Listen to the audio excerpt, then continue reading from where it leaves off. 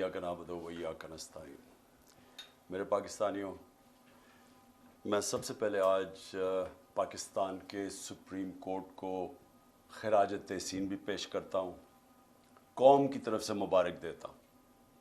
और ये मैं क्यों मुबारक दे रहा हूँ कि मुल्क में जमहूरियत अब सिर्फ एक धागे से लटकी हुई है, जुड़ी हुई है, और वो धागा है सुप्रीम कोर्ट। यानी सुप्रीम कोर्ट इस वक्त मुल्क की जमहूरियत को उम्मीद दे के बैठा हुआ है, क्योंकि बाकी मैं अभी आपको बात करूंगा कि बाकी तो सारे जो जमहूरी इदारे हैं उनको तो तबाह कर चुके हैं। ये जो माफिया आया है, NRO का माफिया, इसने बाकी जमहूरी इदारे तबाह कर दिए। आज सिर्फ उम्मीद पाकिस्तान के सुप्रीम कोर्ट से, और मैं सुप्रीम कोर्ट को इसलिए आज ख़ास तौर पे मैं आज कौम की तरफ से उनको खराज तहसीन पेश करता हूँ कि मैं एक पार्टी का सरबराह आइन को सामने रखते हुए सारे टॉप वकला से पहले लीगल ओपिनियन लेके मैंने अपनी 2 गवर्नमेंट्स को डिसॉल्व किया। डिसॉल्व क्यों किया कि सबसे पहले तो हमें मुश्किल हो गई थी, फंड्स नहीं दे रहे थे। जो फंड्स आने थे, सेंटर से फंड्स आने थे 2 सूबों को, वो फंड्स काट दिए इन्होंने।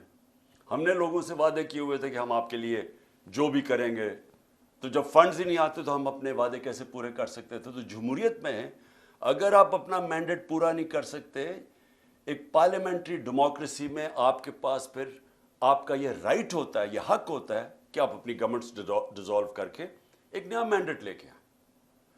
और दूसरा कि कोई भी पाकिस्तानी, जो भी पाकिस्तानी आज ये प्रोग्राम देख रहे हैं, सारों को पता है, हर उस पाकिस्तानी को पता है कि जो आज इस मुल्क को बचाना चाहता है इस दलदल से गिरने में, फंसने में, सबको पता है कि एक ही रास्ता है और वो है साफ और शफाफ इलेक्शन। तो हमने ये भी उम्मीद लगाई कि ये मुल्क में साफ और शफाफ इलेक्शन की तरफ चले जाएंगे और एक दफ़ा हम अपनी गवर्नमेंट्स डिसॉल्व करें। और मैं फिर से लोगों को याद कराना चाहता हूँ, इन सारों की, PML लीडर्स की, सबकी स्टेटमेंट्स हैं कि अगर आप इलेक्शन चाहते हो तो अपनी गवर्नमेंट्स कराएं।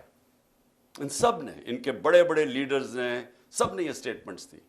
बल्कि जनरल बाजवा से जब मेरी 2 मीटिंग्स हुई तो उसने भी ये कहा कि अपनी गवर्नमेंट्स डिसॉल्व करें और फिर इलेक्शंस की तरफ चला जाएगा मुल्क, क्योंकि हम तो कह रहे थे मुल्क को बचाने के लिए इलेक्शन चाहिए। लेकिन जो हो रहा है पाकिस्तान से, जो सुप्रीम कोर्ट के ऊपर जिस तरह की वारदात हो रही है, जिस तरह जजेस के ऊपर जिस तरह उनको अटैक किया जा रहा है, बल्कि असेंबली में जो ज़बान इस्तेमाल की जा रही है चीफ जस्टिस के ख़िलाफ़ और पाकिस्तान के सुप्रीम कोर्ट के जजेस के ख़िलाफ़, मैं ये समझता हूँ कि हमारे मुल्क के सामने बहुत बड़ा इम्तिहान है। क्योंकि जो माफिया है, और मैं इनको पॉलिटिशियंस नहीं कहता, मैं 30 साल से ज़्यादा इनका मुकाबला कर रहा हूँ। पॉलिटिशियंस ऐसी हरकतें नहीं करते जो ये करते हैं।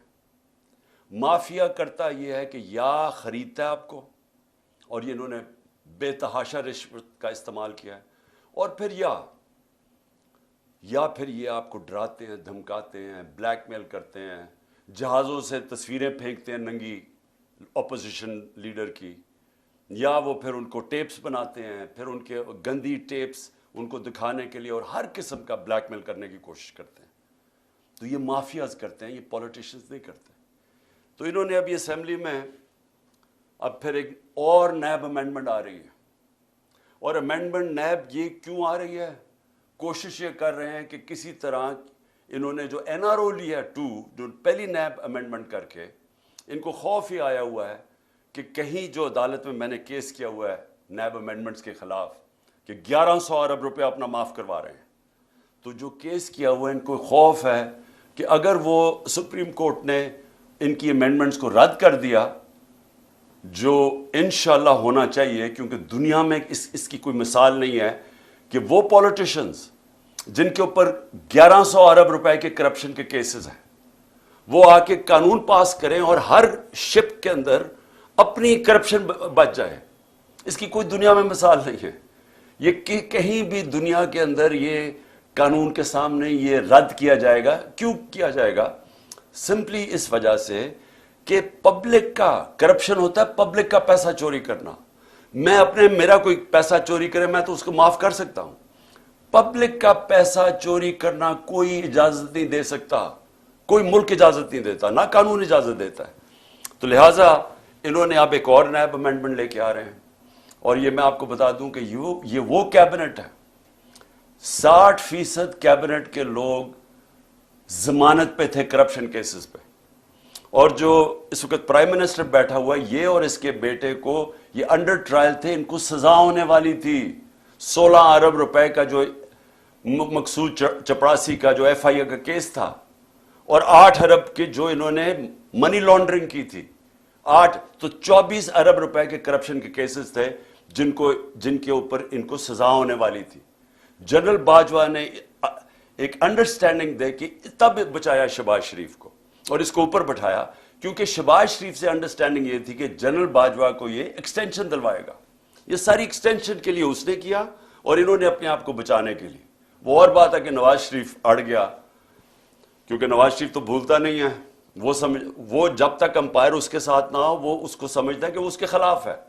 اس کو کوئی نیوٹرل امپائر کی اس کے ذہن میں سمجھ نہیں آتی، کیونکہ وہ جمخانہ میں بھی جب میچ کھیلتا تھا پہلے اپنا امپائر کھڑا کرتا تھا، وہ اس کے لیے چیٹنگ کرتا تھا.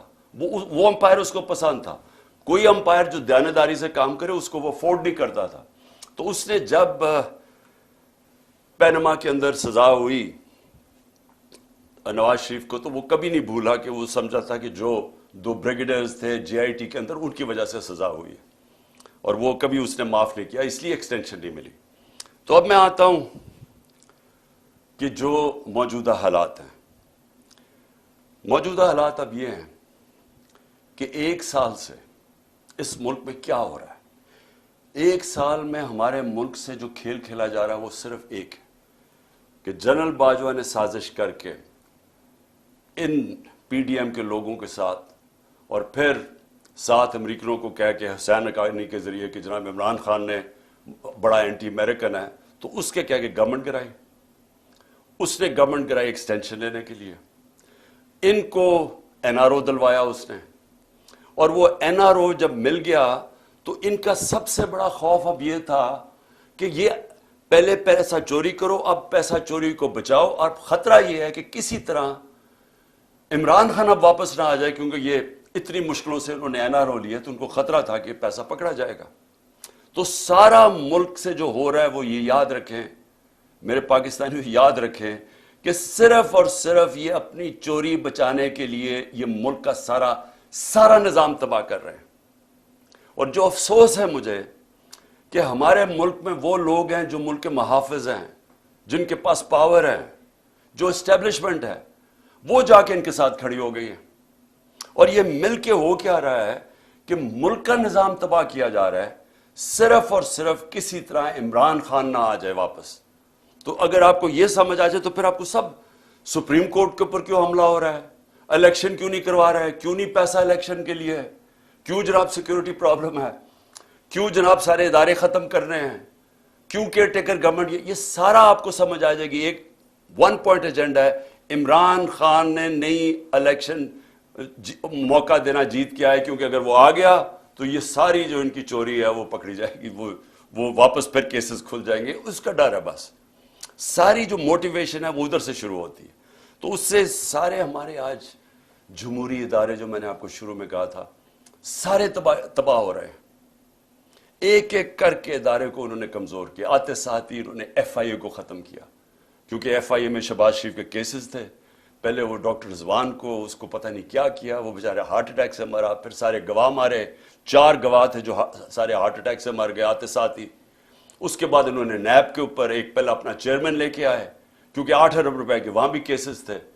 پہلے اس کو وہ جو اپنا نیب کا چیئرمین لے کے آئے اس نے بھی آخر میں ہاتھ کھڑے کر دیے. اس نے کہا میں یہ نہیں آپ کے لیے کام کر سکتا. وہ بھی اس نے جا کے ریزائن کیا. اب ایک اور جنرل صاحب کو لے کے آئے ہیں کہ جناب اب آپ نیب کا صرف کام رہ گیا ایک ہی چیز کہ کسی طرح اپوزیشن کو ہمیں کیسے دبانا ہے. سارے ان کو معاف کر دیے کیسز 1100 ارب روپے کی. اب کیسے اپوزیشن کے خلاف انتقامی کارروائی کرنی ہے. ایف آئی اے کا کیا کام رہ گیا؟ ان کے کیسز ختم کر کے ہمیں ہمارے خلاف کیسے انتقامی کارروائی کرنی ہے. پولیس وہ آدمی اسلام آباد میں جو لے کے آئے ہیں آئی جی, اس کو سزا ہونے والی تھی. سیف سٹی پروجیکٹ میں یہ پکڑا گیا تھا کرپشن میں, اس کو سزا ہونے والی تھی. شہباز شریف اٹھا کے اس کو وہاں لے گیا. اب کیونکہ اس کو ڈر ہے کہ اس کو سزا ہو جائے گی, وہ پورے اس کے غلط کام کرنے کے لیے تیار ہے. یہاں پولیس آفیسرز جو یہاں لے کے آئے ہیں, یہ وہی پولیس آفیسر تھے جنہوں نے 25 مئی کو ہمارے پر ظلم کیا. ان پولیس آفیسرز کو الیکشن کمیشن جان کے واپس لے کے آئی. ہم نے الیکشن کمیشن کو خط لکھا کہ 22 ایسے لوگ ہیں گورنمنٹ آفیسرز اور پولیس آفیسرز, انہوں نے ہمارے پہ ظلم کیا تھا 25 مئی پہ. گھروں میں گھس کے, یہ کبھی پاکستان میں نہیں ہوا کہ رات کے اندھیرے میں 2-3 بجے رات کے انہوں نے گھروں میں گھسے اور لوگوں کو اٹھایا, دروازے توڑ کے اندر گئے, لوگوں کو پکڑ جیلوں میں لے کے گئے, عورتوں کو ہراساں کیا, نہ چادر نہ چار دیواری. انہوں نے 11 سال کے بچے کو اٹھا کے لے گئے جب باپ نہیں تھا. تو انہوں نے ان آفیسرز نے جنہوں نے یہ ظلم کیا تھا, اسی الیکشن کمیشن نے واپس ان کو لے کے آئے.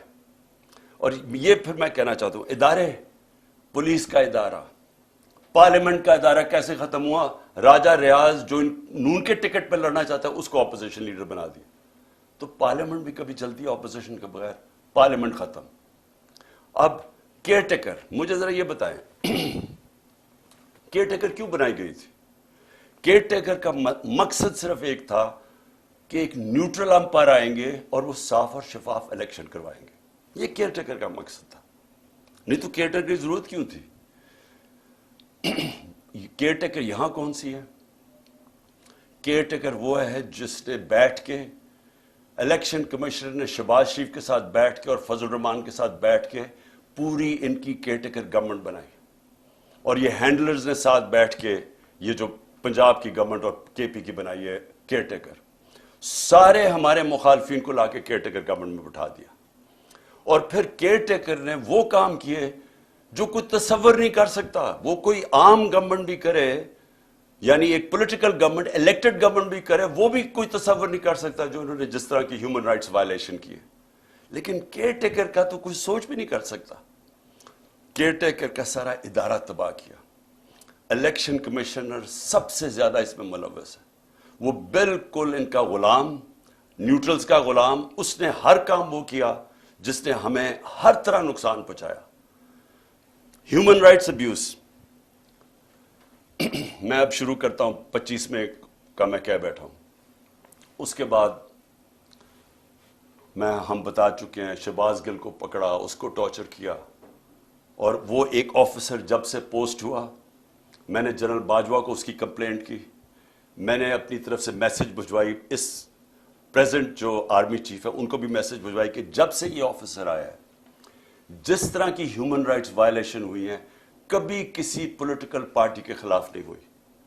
ہمارے ساتھ جب سے ایک ٹائم لائن ہے یہ آیا ہے اس وقت ساری ہیومن رائٹس وائلیشن شروع ہو گئی. شہباز گل کو جب اٹھایا, اغوا کیا, 2 دن رکھا, ٹارچر کیا, ننگا کیا, اس کو پتہ نہیں کیا کیا اس کے اوپر کس قسم کے غلیظ ظلم کیے. اس کو جب وہ اتنا, ابھی تک شہباز گل پوری طرح ریکور نہیں کیا, جس طرح کہ اس کے اوپر پھر ایک کے بعد دوسرے کیسز کیے. تو یہ نہیں کہ ایک کیس کیا, اس کے بعد اور کیسز کرتے گئے. اور جو شہباز گل نے کہا تھا ایگزیکٹلی وہی بات خواجہ آصف نے کہی ہے, اس کو تو کوئی پوچھتا نہیں ہے.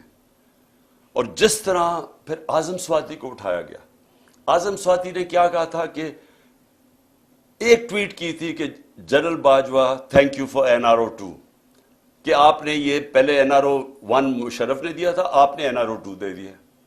ساری قوم کو پتہ ہے جنرل باجوہ نے دیا ہے, اور ہمیں یہ بھی پتہ ہے اپنی ایکسٹینشن کے لیے دیا تھا. لیکن جب وہ اس نے دیا, یہ ایک ٹویٹ کی, اس کے گھر 3 بجے رات کے اس کے گرینڈ چلڈرن یعنی پوتے پوتیوں کے سامنے اس کو مارا, پھر اٹھا کے لے کے گئے, اس کو پھر ننگا کیا, پھر اس سے یہ تشدد کیا, پھر ریکارڈنگ کی, اس کی تصویریں بنائیں. اور وہ جو اس کی فلم بنائی ہے وہ دکھائی گئی ہے. ہمارے ایک MP نے مجھے خود بتایا کہ جب اسے کہہ رہے تھے PTI چھوڑ کے دوسری طرف چلے جاؤ تو اس کی تصویر دکھائی, یہ تمہارے سے ہو سکتا ہے. اور یہاں رکے نہیں, سوشل میڈیا کے لوگوں کو پکڑا, کئیوں کو پتہ ہی نہیں تھا, کوئی جو ٹویٹ کرتا تھا, جو جو لگتا تھا کہ وہ پی ٹی آئی کا اس کو پکڑ لیتا تھا.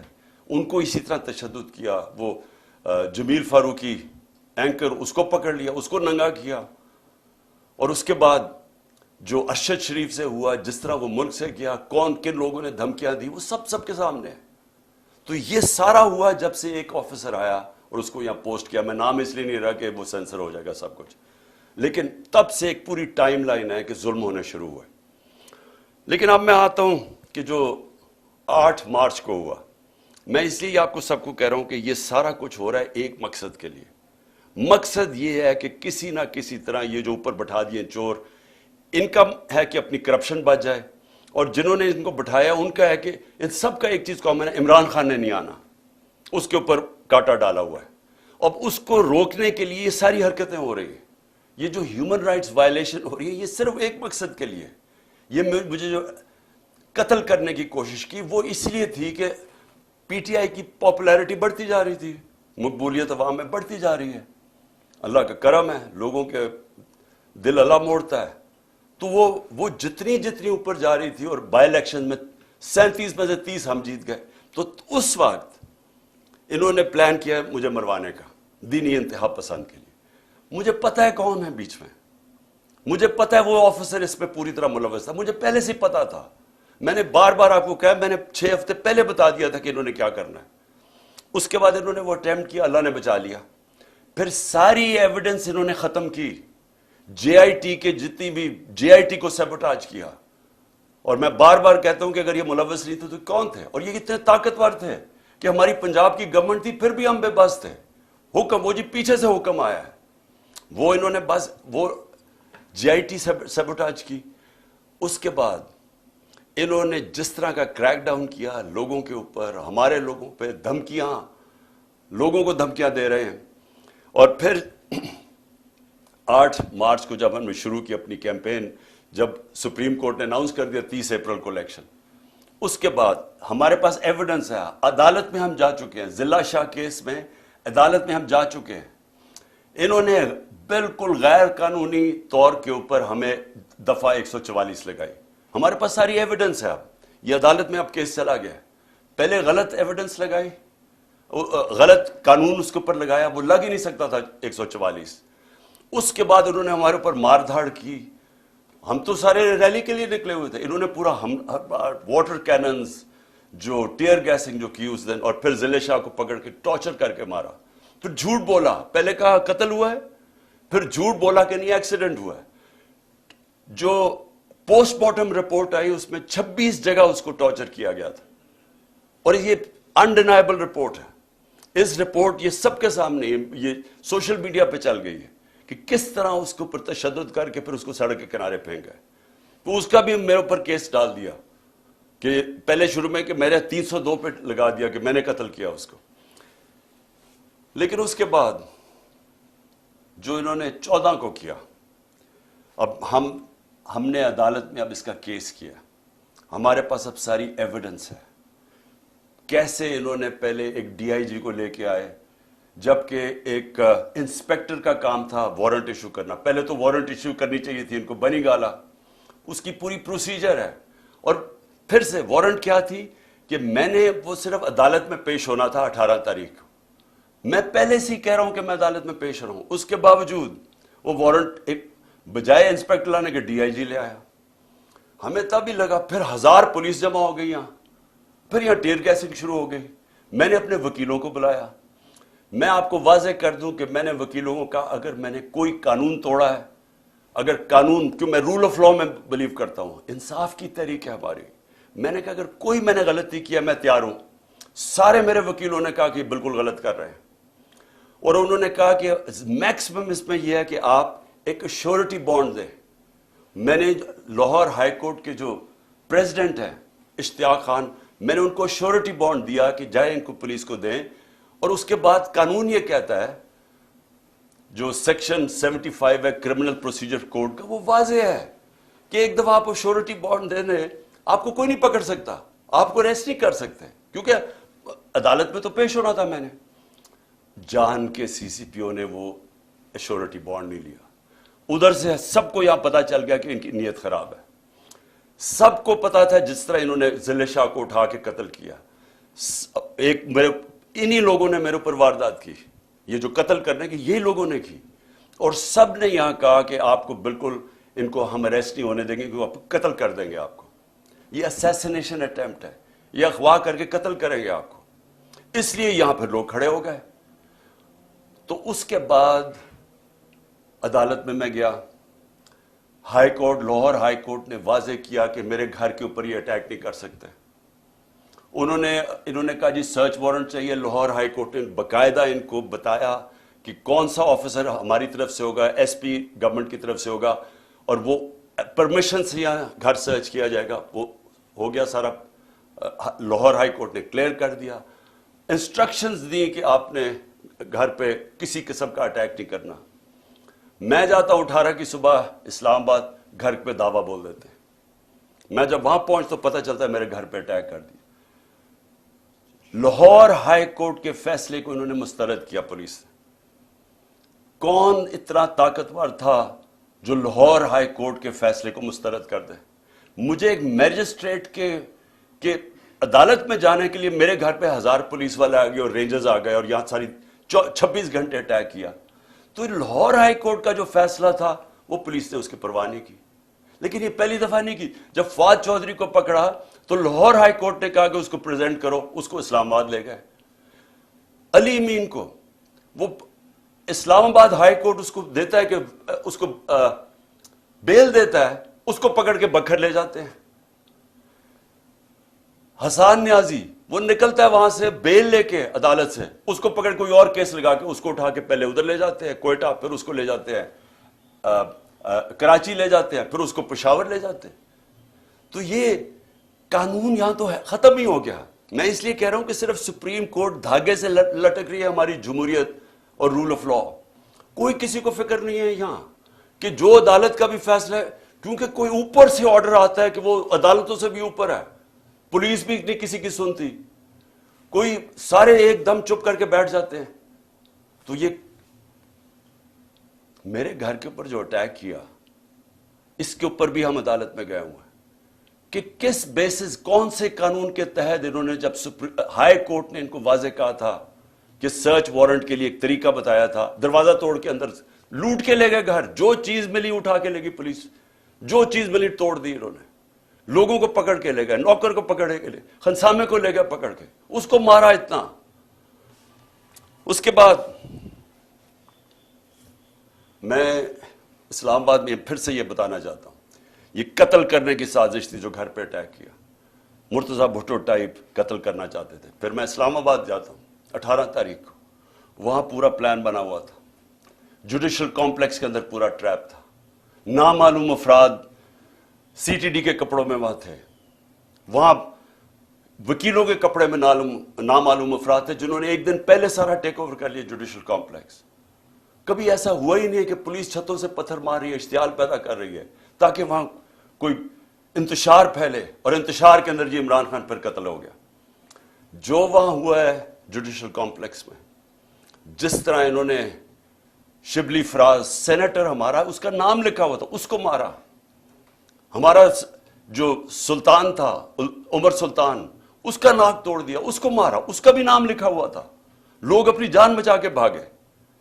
اور وہ شکر ہے کہ وہ میجسٹریٹ نے میری گاڑی میں آخر میں وہ میرے سے لیا, نہیں تو اگر میں اوپر چلا جاتا تو میں نے نہیں بچنا تھا. تو ادھر سیکنڈ ٹائم میں بچا ہوں. پھر سے پلان بنا ہوا تھا قتل کرنے کا. اور پھر اب کیا ہو رہا ہے, اب پلان یہ بن رہا ہے کہ میرے جو ارد گرد لوگ ہیں ان سب کو باری باری پکڑو, جو پارٹی میں تکڑے لوگ ہیں ان کو پکڑو. کیونکہ اب اگر ان کو لگ رہا ہے الیکشن کی طرف جا رہے ہیں تو طریقہ یہ ایک ہے کہ اب تحریک انصاف کے سارے جو تکڑے لوگ ہیں یا میرے قریب لوگ ہیں ان ساروں کو پکڑو. اس میں علی امین کو سب سے پہلے پکڑا, مراد سعید کو پوری پکڑنے کی کوشش کر رہے ہیں, اس کے اوپر بھی کوئی نہ کوئی کیس ڈالیں, حالانکہ کوئی کیس ہی نہیں ہے. میرے اوپر جو کیسز ہیں, میں ذرا سامنے 2 کیسز ہی انہوں نے بنائے ہوئے تھے, باقی تو سارے دہشت گردی کے کیس ہیں یا یہ جس طرح ضلع شاہ کے قتل کے کیس, اس طرح کے کیسز ہیں. 2 کیسز تھے. ایک کیس تھا میرے اوپر فورن فنڈنگ کا, وہ اسلام آباد ہائی کورٹ میں فوراً فنڈنگ کا کیس ختم ہو گیا، اور جج نے کہا جناب یہ کیس ہی نہیں ہے کہ عمران خان نے کیسے، یعنی جو پہلے تو فورن فنڈنگ نہیں تھا، پروہیبٹڈ فنڈنگ ہو گئی تھی، فورن فنڈنگ تو اب نکلی نہیں ہے، وہ کہہ رہے کہ عمران خان نے کیسے اس میں کچھ کیا ہے، وہ ختم ہو گیا کیس۔ اب ہے جناب توشہ خانہ کا کیس، یہ بڑا مزیدار کیس ہو گیا، اللہ الحق ہے۔ یہ کیس کیا ہے کہ عمران خان نے کوئی اپنی گھڑی بیچ دی تھی، اصل میں تو یہ ہے نا، پیسے دے کے ہمیں 50% دے کے آپ جو بھی تحفہ رکھ سکتے ہیں، اپنی گھڑی بیچ دی تھی، یہ سارا کیس ہے۔ اب اس میں پتہ کیا چلا ہے؟ پتہ یہ چلا ہے کہ نواز شریف نے 10 سال ایک چوری کی گاڑی چلائی، توشہ خانہ کی گاڑی اس نے ڈکلیئر کیے بغیر گھر میں رکھی 10 سال۔ جب یوسف رضا گیلانی، جب مشرف کے دور ڈرا ہوا تھا کہ پتہ چل جائے گا چوری کی گاڑی ہے، جب یوسف رضا آیا تو تب کہا کہ اس کو لیگلائز کرو، اس کے پھر پیسے دیے تھوڑے سے، لیکن قانون یہ ہے کہ آپ توشہ خانہ سے گاڑی نہیں لے سکتے۔ پتہ چلا کہ آصف زرداری کی 3 گاڑیاں ہیں، 3 گاڑیاں اس نے توشہ خانہ سے نکالی ہیں، وہ بھی کوئی کسی کو بھی نہیں آیا کہ 3 گاڑیاں آپ نے چوری کی ہیں۔ لیکن ایک اور بھی چیز نکلائی ہے، اب یہ پتہ چلا ہے کہ مریم نے بھی ایک توشہ خانہ کی گاڑی ڈکلیئر نہیں کی، اور وہ بھی کوئی 2 کروڑ روپے کی بعد میں بیچ دی چلا کے۔ یہ ساری چوریاں ہیں، اس کے اوپر کوئی کمپرومائز نہیں ہے، یعنی آپ یہ نہیں کہہ سکتے کہ اتنی کی تھے تو میں نے اتنی کی بیچی۔ توشہ خانہ سے گاڑی آپ نہیں نکال سکتے، اور پتہ چلا کہ ان تینوں نے گاڑیاں نکالی ہیں، تو یہ چوری ہے، تو خیر وہ بھی سامنے آ گیا۔ لیکن جو میں اب کہنا چاہتا ہوں آخر میں آج میرے مقصد یہ جو آپ کی ٹاک کا وہ یہ ہے کہ اب اگلا فیز شروع ہو رہا ہے۔ فیز یہ ہے کہ عمران خان کے ارد گرد لوگوں کو پکڑو، پی ٹی آئی کے مین لوگوں کو اس وقت کیسز کرو اور ان کو پکڑو کہ اگر الیکشن ہونا ہی ہے تو ان کی پارٹی کو بالکل کمزور کر دو، یعنی یہ کیسز میں الجھائے رہے، جیلوں میں چلے جائیں اور اس کے بعد الیکشن کروا دو۔ جس طرح انہوں نے کراچی کے اندر ایک لوکل گورنمنٹ کا الیکشن کروایا تھا، لوگوں کو اٹھا لیا، کیسز کر دیے، دھاندلی کی، لو ٹرن آؤٹ کے اوپر، یہ پیپلز پارٹی جس کا ووٹ بینک ہی نہیں ہے کراچی میں، وہ جیت جاتی ہے، یہی ان کا پلان بنا ہوا ہے۔ اب تک علی مین کو، اس کے بعد انہوں نے افتخار گمن، وہ میرے سیکیورٹی کے چیف تھے، اس کو اٹھا لیا۔